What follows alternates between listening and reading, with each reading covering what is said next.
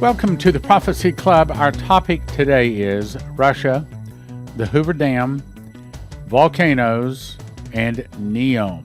Actually, it's very important. Okay, first of all, this is not a surprise. From Yahoo News, it says Russia says it's losing because Ukraine has experimental mutant troops created.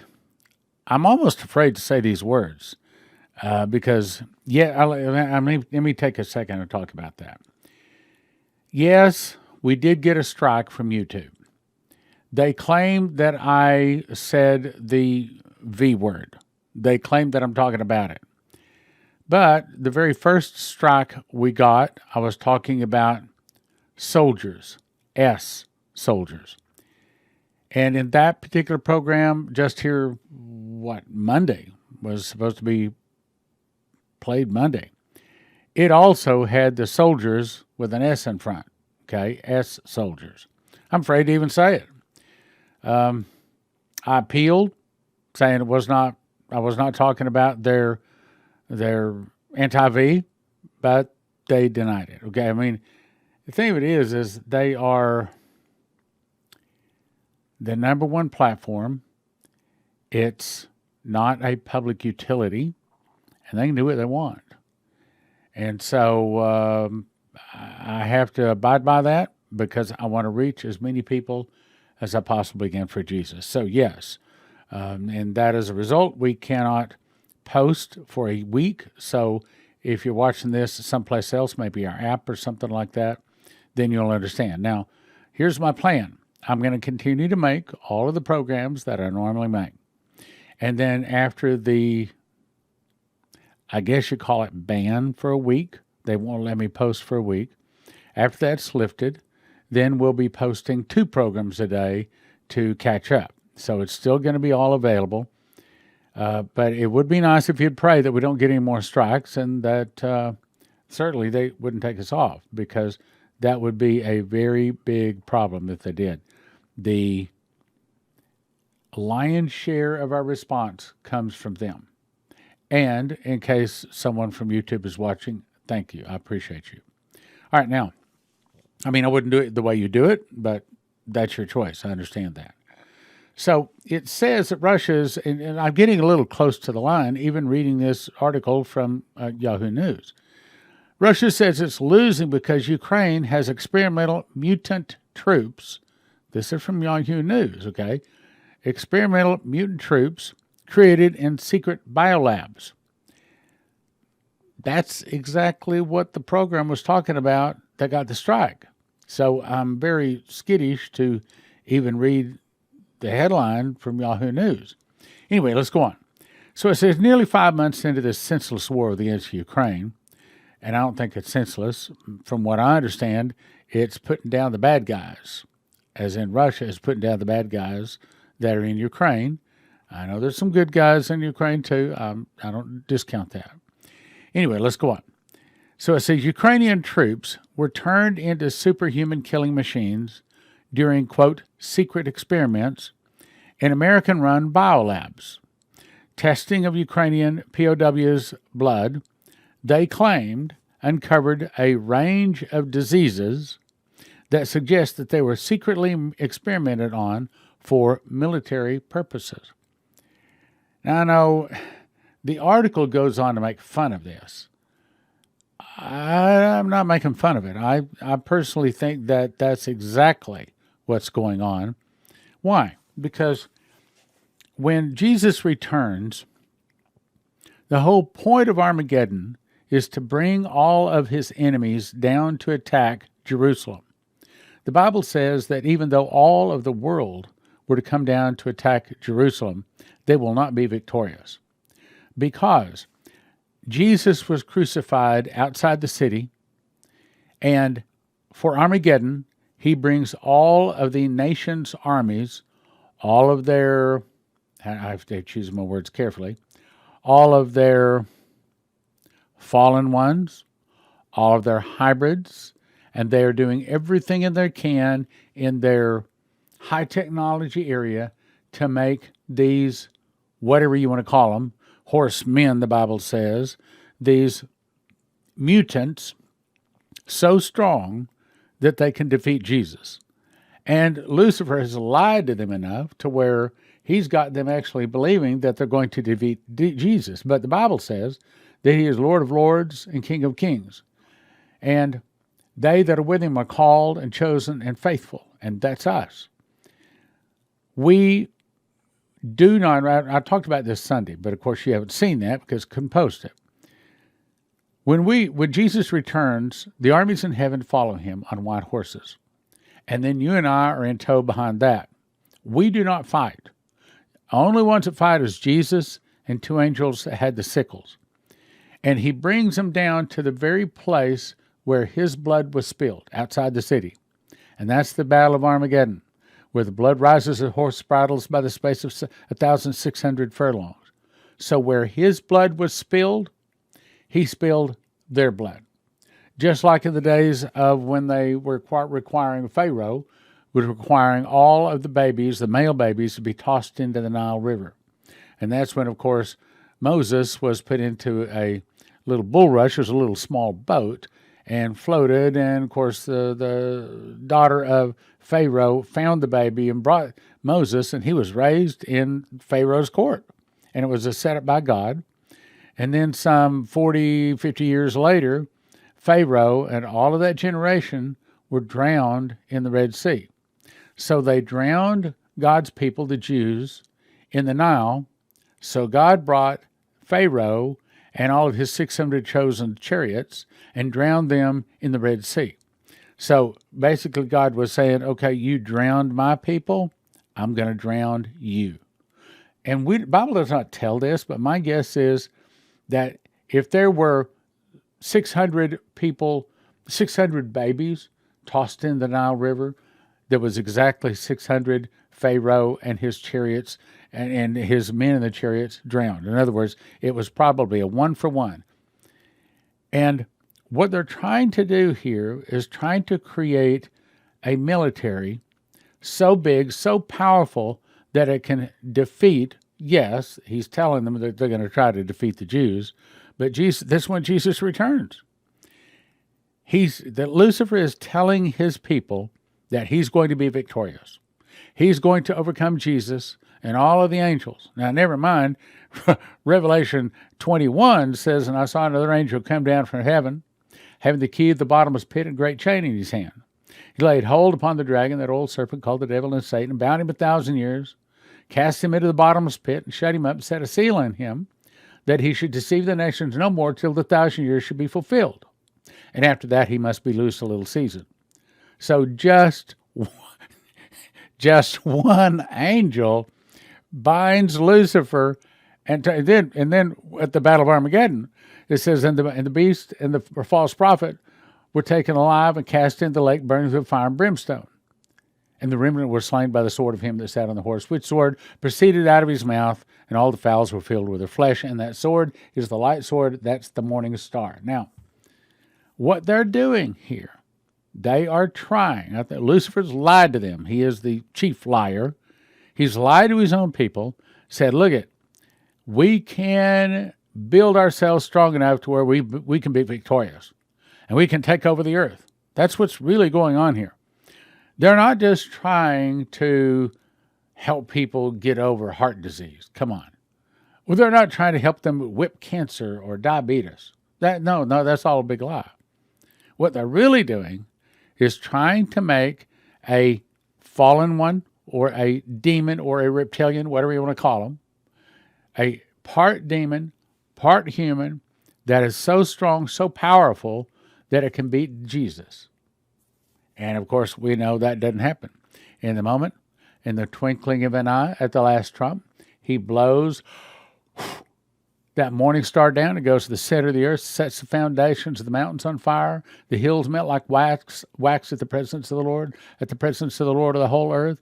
And as that morning star hits the tares, the sinners, the fallen ones, all of them, the only people that survive the day of the Lord are three. That would be Lucifer, he's tossed into the bottomless pit, and the beast and the false prophet, and the fourth group are those people that take the mark of the beast. All others fall to the ground, a pile of ashes and bones. All of them. If their name is not in the book of life, because he cleanses the earth of all sin. And as that morning star hits them, they fall to the ground, a pile of ashes and bones, destroying both body and soul. As it hits us, out of our belly flows rivers of living water. In a moment, in the twinkling of an eye, at the last trump, just that quickly, we get our glorified body, we get all of our mantles, our crowns, our rewards, everything we're going to get. It all happens in a moment. And when that morning star comes down, that is the judgment. That is the day of the Lord. And it happens in less than 24 hours. As that morning star hits the center, they're destroyed. And then 10 days later, that's the great white throne. When Jesus returns on the white horse with us in tow, that is the Bema seat, or the judgment seat of, that's not right. Here, let me get my note here. Judgment seat of Christ. That's right, judgment seat of Christ. What they're trying to do here is to defeat Jesus. But see, we read the end of the book, and they don't win. They don't win. Now, they're going to kill as many people that love Jesus as possibly can, but we are not going to fall. They overcame by the blood of the Lamb, by the word of their testimony, and they loved not their lives unto the death. I do not think we have to give our life in order to be an overcomer, but I do think we better be prepared to. And sad to say, or happy to say, depends on your attitude, happy to say, most of us will not make it to the end of the tribulation. Most of us will die before them, but you have to trust Jesus. He has the keys of hell and death. He decides who dies, how they die, when they die, and where they spend eternity, and how many of the rewards or crowns or mantles or whatever it might be that they get. He is the righteous judge. I believe it's Matthew 5:22 or 3 or something like that, says that the Father judges no one, but has given all judgment unto the Son. So Jesus is their problem, not the Father, not us, not the angels, except the two angels with the sickles. Two angels with the sickles slash the grapes. That's the reason the blood rises to the horse bridles by the space of 1,600 furlongs. So Russia says it's losing because Ukraine, this is the land of Moloch and Baal. This is where they come from. And probably, I do not know for sure, but I just heard a very credible person, even just today, said that the most massive underground tunnel system on the planet is underneath Ukraine. So these are, again, not all the Ukrainians. I understand there's some people over there ministering, but they're probably the most evil people on the planet. And what I've been told is Russia's going in there trying to remove the pedophiles, not just the biolabs, the filth, but they're trying to clean up the world. This is, the internal revolution is the good guys trying to remove the bad guys. So let's go on. And we see the cruelty and barbarity which the military personnel of Ukraine behave. The crimes that they commit against the civilian population. Now, I know this is not what the news says, okay? But you have to understand who owns ABC, CBS, NBC, Fox News, who owns them? Moloch and Baal Worshipers. So they control what they say. Commit against the civilian population. Those monstrous crimes that they commit against prisoners of war confirm that this system for the control and creation of a cruel murder machine was implemented under the management of, that's right, the United States. In her is found the blood of prophets and of saints and all that were slain upon the earth. So America is supposed to be the nation that is holding up the standard, holding up Christ, holding up righteousness, making other nations of the world toe the line. But because we fall, God says, because you failed in your mission, I blessed you more than any other nation. Because you failed in your mission, you have to be responsible. You have to answer for all of the other Christians that are killed because you failed. Let's go on to the next one. Natural News says, incompetent Western nations invoke Doomsday retaliation from Russia. Okay, now think about this.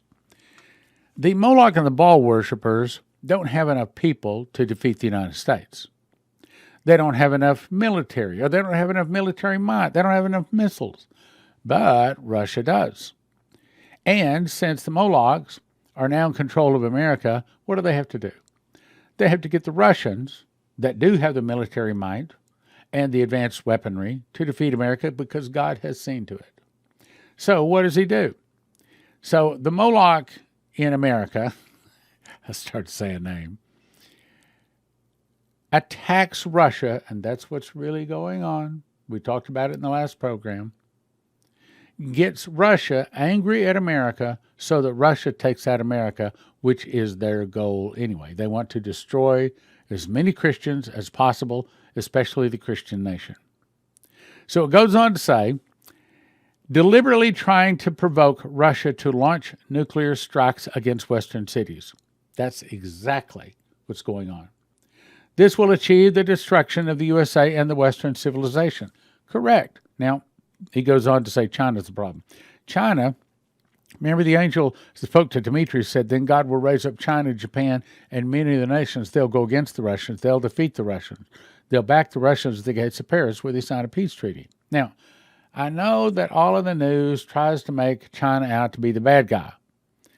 But China owns most of America, and most all of China's wealth comes from America. I don't think China truly is angry at America. I think China actually is on the side of America, just like the prophecies say. I know there's a lot of people saying differently. I disagree. I'll stick with Dimitri and what he said. And here's why. I know I've read this a lot of times, but if you want to understand what's really going on, you got to get a grip on this one. This is one of the last three messages that Dimitri Duduman was given before he was taken home to the Lord. April 1997. He said, so I knelt beside my bed to pray, as I do every night before I go to sleep. In other words, he had a prayer closet. After finishing my prayer, I opened my eyes, but I was no longer in my room. In other words, he was pulled into a vision. Instead, I found myself in a forest. I looked around to my right, and I saw a man dressed in white who pointed his finger and said, see and remember. It took me a while to find out what he was pointing at. He was pointing at a small bear who seemed half dead lying on the ground. That's where Russia was back in the 80s, perestroika and glasnost. As I continued to watch, the spirit began to breathe deeper. With every passing minute, it seemed to revive itself. Well, that's what's happened to Russia over the last 20 years. She found massive amounts of oil. She's paid off her debts. She's become one of the largest oil exporters, and she's become now a pretty wealthy nation, and she doesn't have to pay big profits to all of the oil companies. Instead, Russia, Mother Russia herself, can get that money and pocket it where she wants, and she is spending it on military weapons. Russia has better weapons than we do. With every passing minute, it seemed to revive itself. And as I watched, it became angrier. Bingo. That's where we are right now. With what we're doing to Russia, we are making Russia angry. It then began to grow. Soon it was larger than the forest floor. I believe that's now. And as it grew larger, it continued to become angrier. As I read in the last program, if two guys are throwing rocks at each other, and there's a third person handing one of the guys the rocks, how many people are involved in that fight? Not two, three. If you're handing the rocks to the guy that's going to throw them, you're involved in the fight. So America is handing the military equipment off to the UK or to Ukraine to be able to fight the Russians. So America, in de facto, is at war with Russia right now. We're already making Russia angry. They have already issued several warnings telling us we better back off. Then it began to grow. As soon as it was larger than the forest floor, as it grew larger, it continued to become angrier. Then it began to paw the ground, so that when it pawed the ground, the earth would shudder. The bear continued to devastate all that stood in its path until it found some men with sticks trying to fend it off. I believe that's NATO. Russia is going to run over America, especially, but also NATO. All of these NATO nations think that Russia's nothing, that we can defeat Russia so easy. They're wrong. They are wrong. When NATO goes against Russia, that's what it's going to be like. It's going to be like some men trying to fight a giant bear with sticks. By this time, the bear had grown so large, it simply crushed the men underfoot. That's what it's going to be like. When Russia attacks America in a surprise nuclear attack, when bombs land all over America in a moment, in the twinkling of an eye, in 1 hour, so great riches come to not. Got to quote the right verse here. It simply crushed the men underfoot and continue to rampage. So when Russia attacks America, it's not the final step. It's only an intermediary step. Then she goes over and destroys NATO, but she doesn't stop there. Finally, they back her to the gates of Paris where they sign a peace treaty. But they make the Russians their leader. Then under the leadership of the Russians, all the world goes down to attack Israel. That's Ezekiel 38 and 39, and guess who's there? That's right, Russia. They make the Russians their leader. Then under the leadership of the Russians, all the world goes down to attack little Israel. Israel can't count on the help of the Jews in America, so she cries for Messiah. Jesus returns in the clouds and defeats the Russians and all the other armies, the kings of the East, everybody that God can get to come down to attack Israel, and that's the controversy of Israel. You can read that in the Bible. The controversy of Israel is essentially he brings all of his enemies, that means all of the fallen ones, all of the hybrids, the half-man, half-fallen one, all of the enhanced, I'm trying to choose my words, all of the enhanced ones, they bring everything they've got down on Israel because they're trying to attack and defeat Jesus. Jesus returns and defeats them in a moment, in the twinkling of an eye at the last trump. I was stunned by what I saw and asked the man standing beside me, "What does this mean?"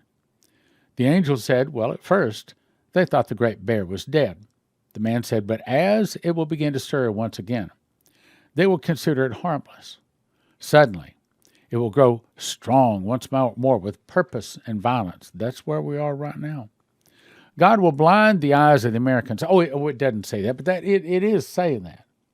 God will blind the eyes of those who continue to trample on the sacrifice of Christ's blood. That's America. How many people have we seen whose great-grandparents were Christians? Their parents were Christians, and yet they went off to a godless college, started smoking dope, shooting up, sex with everybody, and their life is in shambles. And today, they can't drag them to church with a bulldozer. Many people whose family heritage was Christian have walked away from Christ. The eyes of those continue to trample on the sacrifice of Christ's blood until the bear will strike swiftly. This day will catch them unprepared, and it will be just as you saw. The man then said, "Tell my people that the days are numbered and the sentence has been passed," meaning America will fall. I'm going to say, but not if I have anything to do with it. And I know it's still going to fall, but I'm going to do my best to pray mercy, pray delays, and that's the reason I invite you again. Join Fast Gap. Now, Fast Track is praying for Prophecy Club, and that's good. And we need you to do that too. Fast Gap is praying for America. Now, I know you're thinking, well, I don't know if I can fast. I can do all things through Christ that strengtheneth me. Either that verse is true or it's not. If it's true, then here's what happens. When you're fasting, asking God to do something, at least in my case and everybody else I've talked to, that when you're fasting for God, He takes the hunger pains away. To me, fasting is absolutely easy. I don't get hungry at all, not a problem, till the fast is over. So we fast midnight to 4 p.m., midnight Tuesday to 4 p.m. on Wednesday. We do it every week. And I think we're coming up on 1,000 weeks for Fast Track. But you can join Fast Gap, same fast. And what I do is every Tuesday evening, I'll send you an email directly from me to you. Yes, it'll have some typos in it. But it's the prayer that I'm asking everybody to pray so we can all get on the same page, all pray the same prayer, the same fast, all the same time. And that is, trust me, brothers and sisters, that's extremely powerful. Tell my people the days have been numbered and the sentence has been passed. If my people will seek my face and walk in righteousness before me, I will open their eyes that they may see the danger approach. Okay, are we seeing the danger approach for Russia? No, not at all. Not at all. Not a problem. Russia's not a problem. Not a problem. China's the problem. No, China's not the problem. China's going to be on our side. See, we've been lied to by the father of lies. If they only look to the approaching danger, they too will be caught up and trampled underfoot. Only in righteousness will they find safety.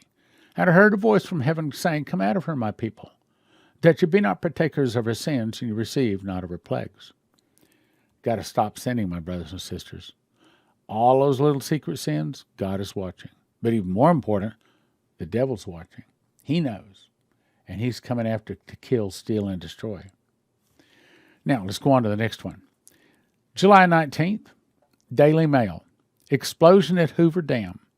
Transformer catches fire at one of country's largest hydroelectric facilities as mega drought sends reservoir to historic lows.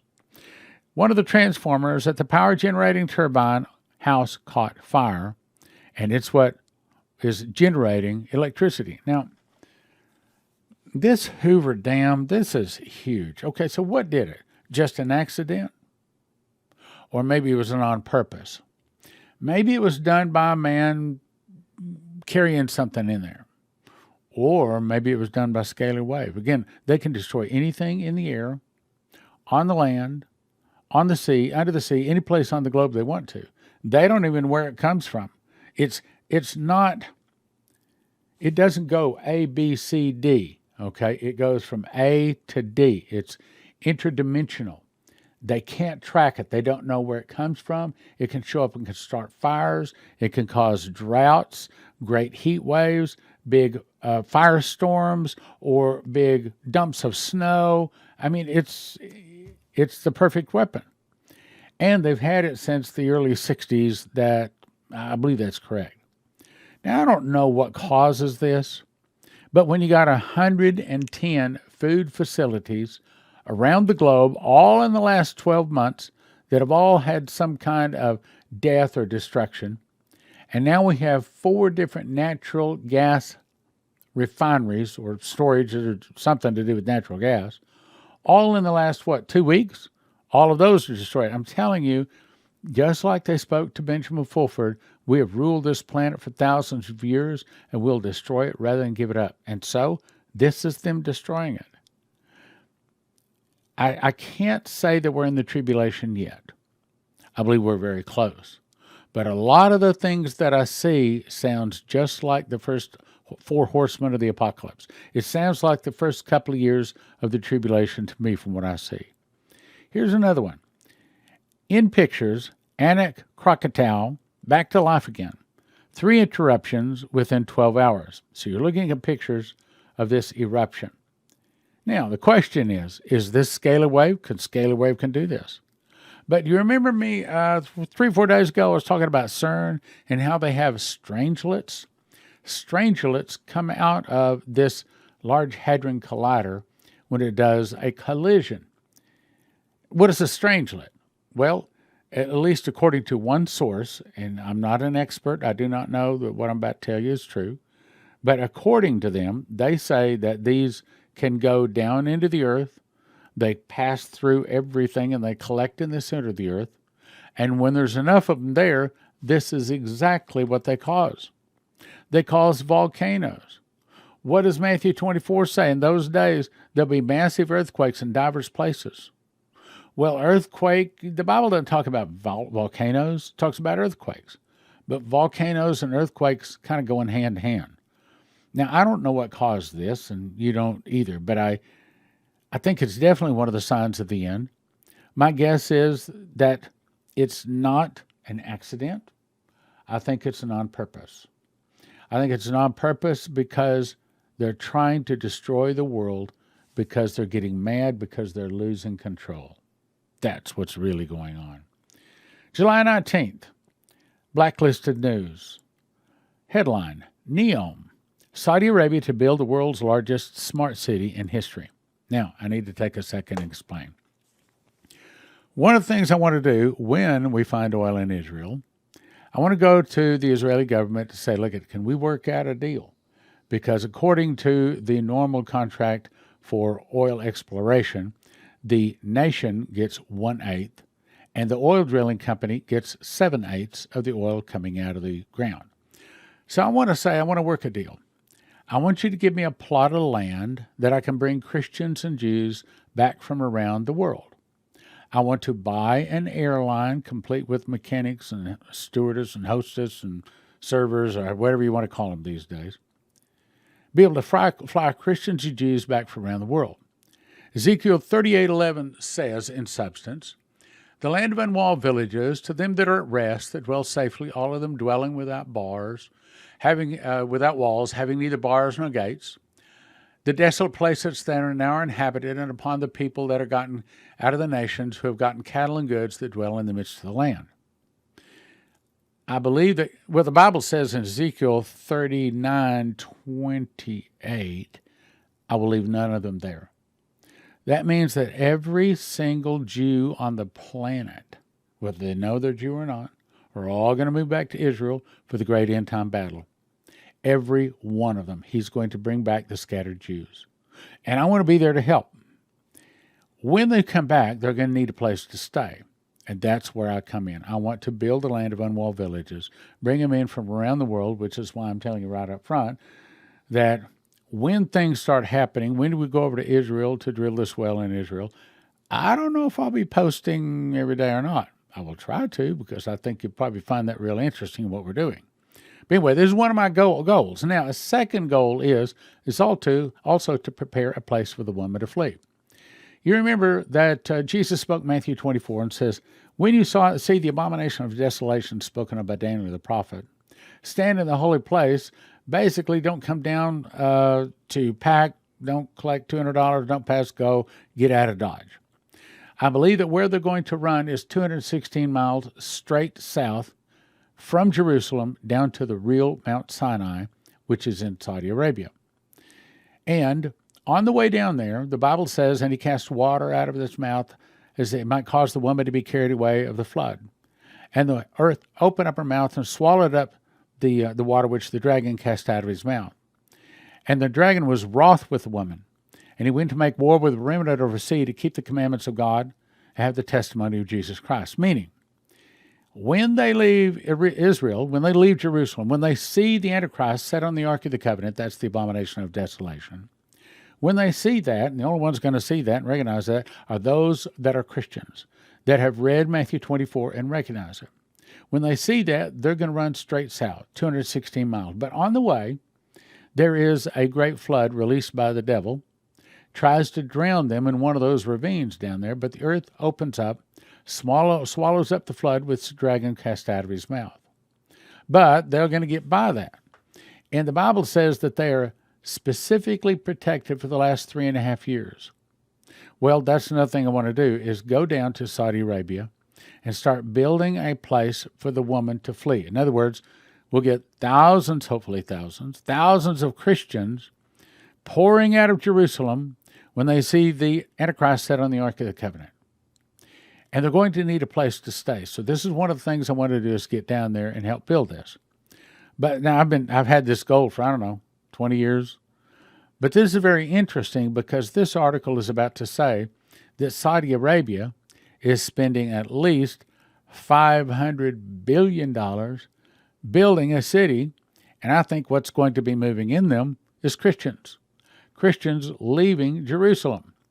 So let's read it. It says MBS, and that is the Prince of Saudi Arabia, is turning an expansive desert the size of Belgium into a high-tech city region known as NEOM. Starting with a budget of $500 million, MBS builds NEOM as a showpiece that will transform Saudi's economy and serve as a test bed for technologies that could revolutionize daily life. It goes on to say it's going to have elevators that fly through the sky, an urban spaceport, buildings shaped like a double helix, falcons, outstretched wings, and a flower in bloom. It will soon be home to millions of people. See, they're building it. They don't understand. They're building it for Christians that are going to leave Jerusalem, in my opinion. It'll soon home millions of people who will live in harmony with the environment, relying on desalination plants and a fully renewable electric grid. They'll benefit from cutting-edge infrastructure and a regulatory system designed expressly to foster new ideas, as long as those people don't do wrong, something he didn't want done. Final article. By the way, I normally don't have anything to do with this website. I get sent a lot of things from this website, but the name of it offends me. I don't let those kind of words come out of my mouth. I don't do it. And so for them to make their website, if you're watching, ASHTF, if you're watching, change the name of your website. If you want me to read it, change the name of your website. It's offensive. It's offensive to us that are trying to be Christians, trying to walk a clean life. It's offensive. Change it. Nevertheless, this one time I will post one of their articles, and this will be the first, last, and only time. That is, till they change the name of their website. Headline, another massive fire at a farm supply store that sells animal feed and fertilizer. I'm telling you, there is an attempt to kill people because that's what Moloch does. He kills people. I can't prove what I'm about to say, but I believe probably back before the days of the Pharaoh, way back there, the devil went to some powerful people and said, you want to be rich. You want to be powerful. You want to rule the world. I will give you all of that, but we got to work out a deal. I'll give you what you want if you give me what I want. And probably they said, okay, deal. Yeah, deal. I'll tell you. You got to give me wealth and fame and fortune. Let me rule the world. Yeah, deal. Well, but they didn't understand this was the other side of the deal. Okay, in return, you have to worship me. And the worship me means you have to kill people, eat people, drink their blood in sacrifices to me. And that's Moloch. That's Moloch and Baal. That's what they do. So the more people they can kill, the better. So if they can kill a bunch of people by killing off these animals, by taking away their food supply, by burning wheat fields, they'll do it. If they can shut off their electricity, their gas, if they can burn their homes, and that's what they're doing. We've ruled this planet for thousands of years. We'll destroy it rather than give it up. So that's what's really going on here. And if you're thinking about getting gold or silver, we're going to send you to cornerstoneassetmetals.com. Tell them your Prophecy Club. Hey, love Prophecy Club people because they're informed. The Prophecy Club app is probably the simplest, easiest way to follow Prophecy Club that there is. If you want to get it, I'll explain how it works. Go to prophecyclub.com, and then if you're Apple, you click right here. If you're Android, you click right here, and this is what you'll see. If you're Android, it will look like this, and you download. You want to look for this symbol here.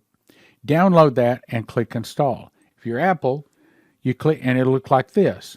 Then after you download the app, it will look like this. So here's the way you do it. Remember, you're going to download something that looks like this. So if you want to look at, say, 1 month, you click here. A past month or a past month, it downloads all of the apps or all of the programs. You click on one, it starts playing. You can either watch it or listen to it, your choice, either one. And if you get a phone call or something interrupts you, it pauses, and then after the phone call, it'll start again. Now, I'm talking about this too. So again, I'm not going down a lot of detail today. But if you go to this place here and you search Watch the Water, this guy's going to tell you in about 45 minutes, very interesting interview, that he knows for a fact that they have already begun to put poison in the water. Now, if you want to get it, let me tell you what happened. Okay, so it says currently all bird keys are in stock. Yeah, they were 3 days ago. So when I put this out,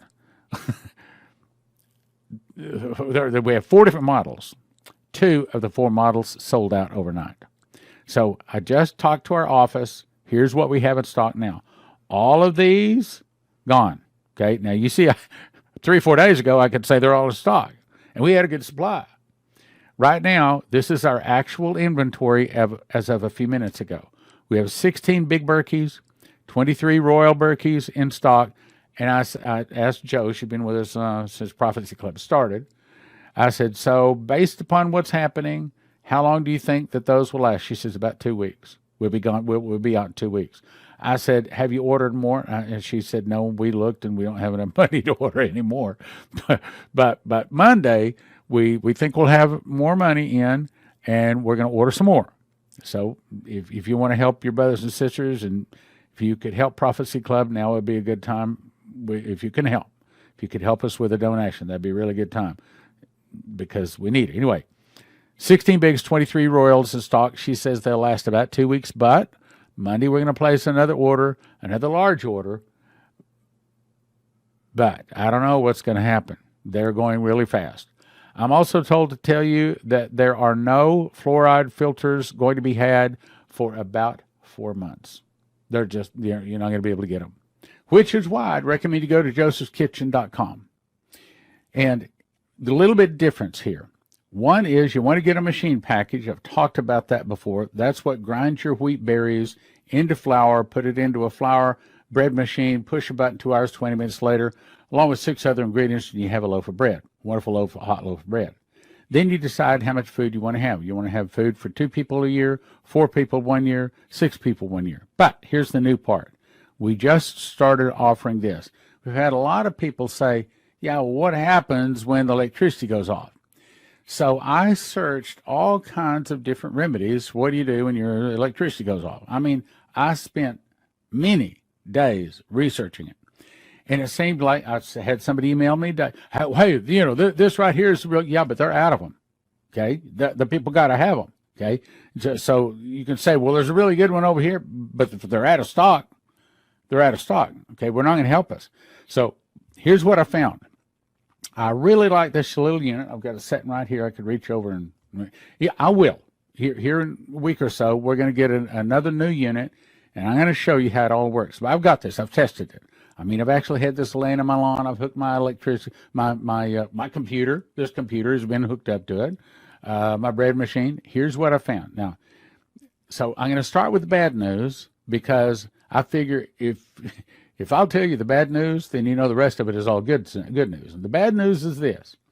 Since this little generator is powered by the sun, if you have a totally cloudy day and the sun is not out at all, then it is not going to power your refrigerator, and you will get a warm refrigerator. It is not strong enough to do that. Now, here in a few weeks, we plan to offer another one that is going to be strong enough to power it even in such a situation. However, it's going to cost over twice the price of this little rascal.